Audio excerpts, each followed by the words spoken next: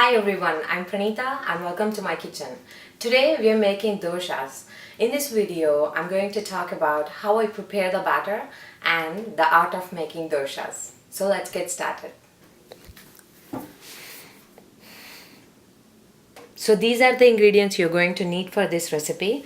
1 cup of urad dal, half teaspoon methi seeds, 1 cup of rice and 1 cup of idli rava. So to get started on dosa batter, soak the urad dal and rice individually and then let them sit for about 8 hours. After you have done soaking, blend them separately by adding a half cup of thin poha, which is a soak it for a little bit of time and add it while you're blending the urad dal, because you have to blend the urad dal nice and smooth, and the texture of the batter defines the texture of the batter. And you can blend the rice a little bit coarsely. I wouldn't advise it to blend it really coarsely, because that's where the idli rava comes in. I love not only you get a crunchy texture in your doshas, or crispy texture in your doshas, and it also allows me to make pungdalu and uttapam with the same batter. So it's kind of a little bit of more flexible.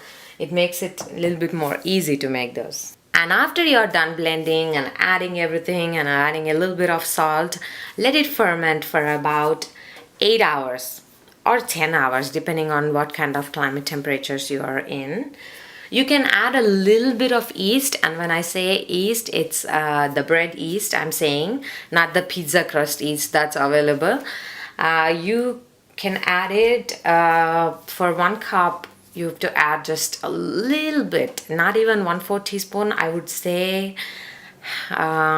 just a small pinch with your fingers. That should work, because in spoon measurements it might still be a little bit more, and it does help. And when you do add yeast, what you can do is use some warm water while blending your batter, and that should help the yeast grow easily. And when you add yeast, do keep in mind that the batter does rise a little bit in like about 6 hours.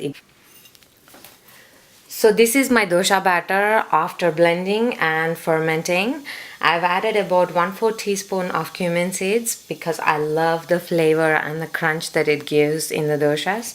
When you make doshas, over the years I've learned that we make doshas with a flat end spoon or a flat end bowl to get nice soft doshas.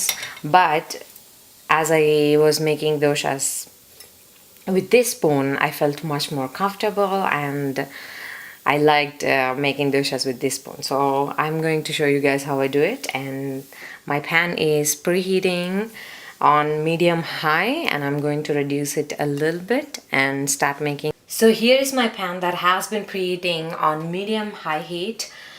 So whenever I check the temperature of the dosha pan, I put my palm on the dosha pan and count till 10 seconds. And if your hand doesn't feel like it's really getting hot, that's the perfect temperature for get started on making doshas. I mix the cumin seeds. Take a nice spoonful. If you want big doshas, take a nice big spoonful. If you want medium doshas, take a small spoonful. So slowly start making into circles. You can go back, definitely you can go back. But one thing you have to keep in mind is slowly go in circles. You can fill the gaps in gently as you keep going. And as you see the center, I went back again and again on that as I freshly started making it. Let's drizzle a little bit of oil. See? Don't give a lot of gap between one dosha and another dosha. Your pan will preheat.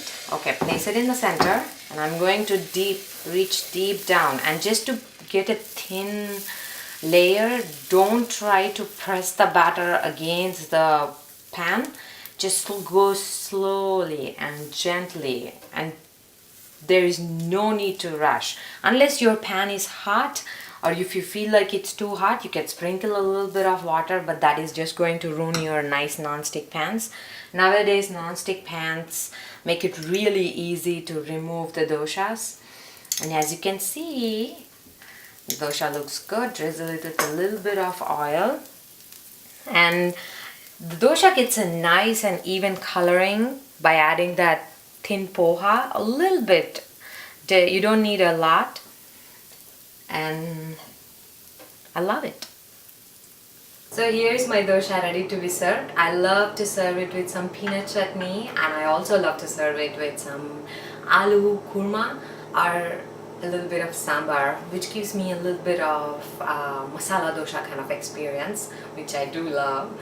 And thanks for watching, guys. You can find this recipe and many more recipes at booklesscooking.com.